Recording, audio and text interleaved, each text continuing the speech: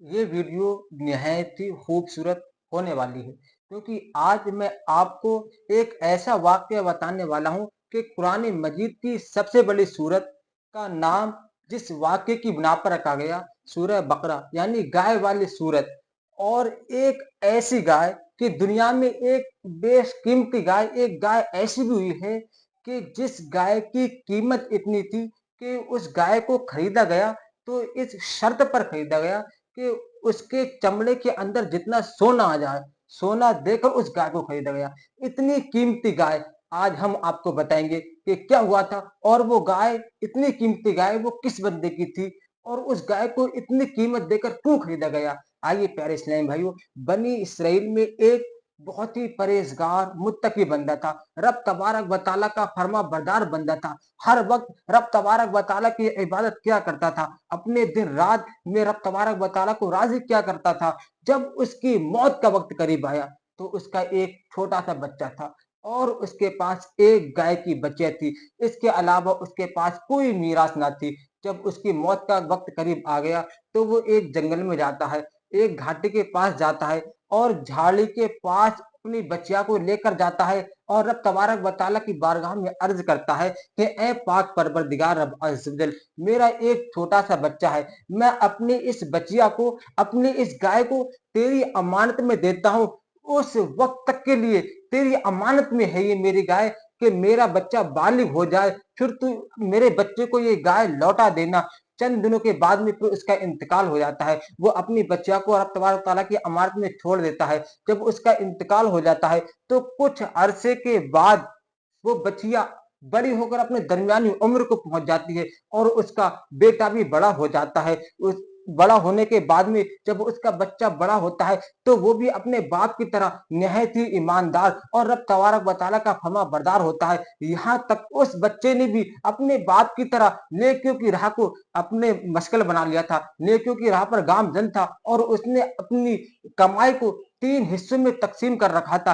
एक का कमाई का एक हिस्सा वो सदका कर दिया करता था और एक हिस्सा अपनी ज़ात पर खर्च किया करता था और एक हिस्से की कमाई अपनी वालिदा को दे दिया करता था। जब वो बड़ा हो गया, तो उसकी माँ ने कहा कि ए बेटा, तू जब छोटा था, तो तेरे बाप ने मीरास में एक बछिया छोड़ी थी, जो कि फुला जंगल में, फुला झाड़ी के पास रब तबारक व तआला की अमानत में दे दी थी। अब तू जा उस झाड़ी के पास और इस तरह दुआ माँग कि हज़रत इब्राहीम व इस्माइल और हज़रत इसहाक अलैहिस्सलातु वस्सलाम के पाक परवरदिगार, मेरे बाप की वो अमानत मुझे वापस कर दे, जो मेरे बाप ने तुझे दी थी।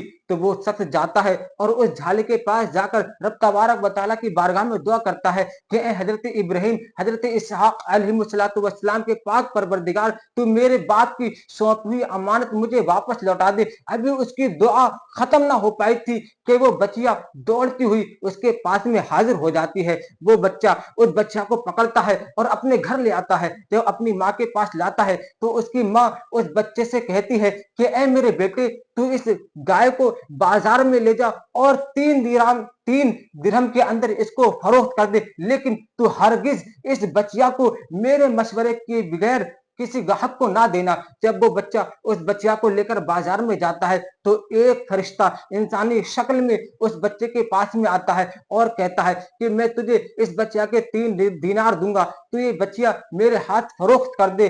फिर वो बच्चा कहता है कि मैं अपनी माँ से मशवरा कर लूं, उसके बाद मैं आपको दे दूंगा। वो फरिश्ता कहता है तू अपनी माँ से मशवरा किए बगैर इस बच्चिया को बेच दे, अगर तू चाहे तो मैं तुझे ज्यादा रकम भी दे सकता हूँ, तुझे ज्यादा दीनार भी दे सकता हूँ। लेकिन वो नेक शख्स था, वो अपनी माँ का फर्माबरदार बच्चा था। वो कहता है हरगिज आप चाहे कितनी भी रकम दे, आप कितने भी दीनार दें, मगर जब तक मैं अपनी माँ से मशवरा ना कर लूं, हरगिज मैं ये बच्चिया फरोख्त ना करूंगा। वो शख्स अपनी माँ के पास में आता है और अपनी माँ से कहता है, अपनी माँ को सारा माजरा सुनाता है कि मुझे एक बंदा मिलता है जो मुझसे ये कहता है कि तू अपनी माँ से मशवरा ना कर और ये बच्चिया मेरे हवाले कर दे और मुझसे 3 दिरहम ले ले। तो उसकी माँ कहती है शायद हो सकता है कि बेटा वो कोई इंसानी शक्ल में कोई फरिश्ता हो, तू उससे जा, उसके पास पहुंच और उससे मशवरा कर कि अगर हम इस बच्चिया को अभी ना बेचें तो फिर कब बेचें। तो वो शख्स उसके पास जाता है और उससे कहता है कि ए खुदा के बंदे, तू हमें ये बता कि हम इस बच्चा को किस वक्त फरोख्त करें, कब इसको बेचें, तो वो फरिश्ता कहता है तुम अभी इस बच्चा को अपने पास रोके रखो और इसकी परवरिश करो। चंद दिनों के बाद बनी इसराइल हजरत मूसा अलैहिस्सलातु वस्सलाम के लोग, चंद लोग तुम्हारे पास आएंगे और वो तुमसे ये बच्चियां खरीद लेंगे, तो उस वक्त तुम इस बच्चा की कीमत इतनी लेना कि जितना इसके चमड़े के अंदर, इसकी खाल के अंदर सोना आ पाए, और वो तुम्हें इतनी कीमत देंगे और ये बच्चियां तुमसे खरीद लेंगे और तुम माला माल हो। चंद दिनों के बाद हजरत मूसा अलैहिस्सलातु वस्सलाम की कौम में एक कत्ल हो जाता है।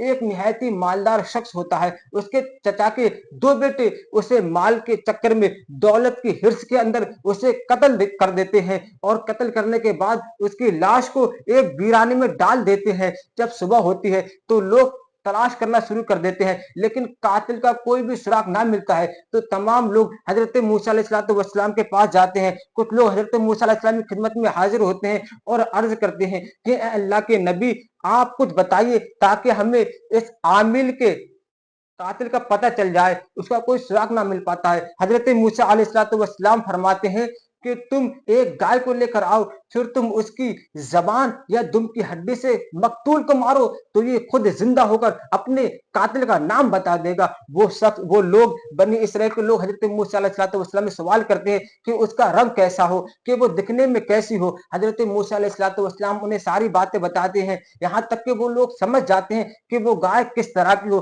फिर वो लोग उसकी तलाश में शुरू कर देते हैं, यहाँ तक कि गाय की तलाश करते करते ये लोग उसी बच्चे के पास में आ जाते हैं, उसी मुत्तकी बंदे की औलाद के पास में आ जाते हैं। जब उसकी गाय को देखते हैं तो हूबहू ये वैसी ही गाय मौजूद होती है जैसी उनको चाहिए होती है। जब ये लोग उस बंदे से कहते हैं, उस बच्चे से कहते हैं कि हमें तेरी गाय लेनी है, बता तू इसकी कितनी रकम लेगा, तो वो बच्चा कहता है कि मुझे इस गाय के चमड़े के अंदर जितना सोना आ सके उतना सोना मुझे भरकर दे दीजिए और गाय ले लीजिए। तो ये लोग उसके गाय की कीमत अदा करते हैं, पूरी गाय के अंदर जितना सोना आता है उसके चमड़े में उतनी कीमत देकर खरीद लेते हैं और उस गाय को ज़बह करने के बाद में उसकी जबान या दुम की हड्डी से जब मकतूल को मारते हैं तो मकतूल जिंदा हो जाता है और कहता है कि मेरा कातिल कोई और नहीं बल्कि मेरे चचा के दो बेटे हैं, उन्हीं ने ही मुझको कत्ल किया है। और ये कहने के बाद दोबारा वो बंदा